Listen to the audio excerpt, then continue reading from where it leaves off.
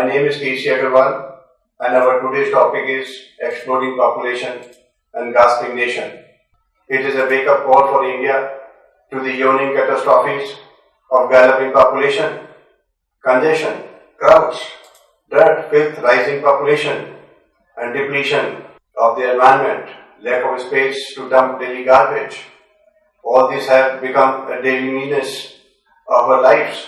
It should not be long when people may be trapped under the debris of their own garbage and compelled to endure the daily shortage of water, power and traffic congestions and so on. The maladies are unending. Stop further births and bring down the population to a level of about 65 to 70 crore in about 100 years. Please read the book How.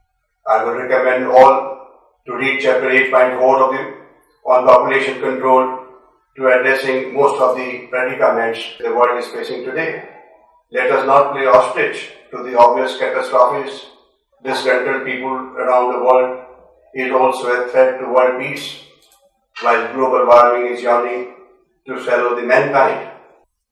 Rising global warming, an indirect cause of huge population. Higher population means higher global warming due to rising power consumption as a result of more families, each needing houses, hospitals, schools, colleges, railways and road transport system. More household gadgets, clothing and so on. Look around, everything one uses requires power to produce it, and hence more power stations. More power stations means burning of more fossil fuels, coal, oil, diesel and gas, and emission of more greenhouse gases, resulting in more global warming. Population is an indirect cause of rising global warming and must be carefully understood by all the people of the world.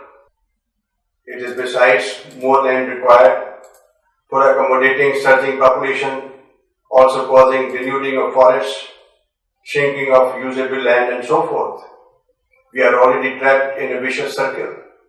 Friends, let us save the mankind by reducing the population. Thank you, friends. It was for today. Next time, a new topic.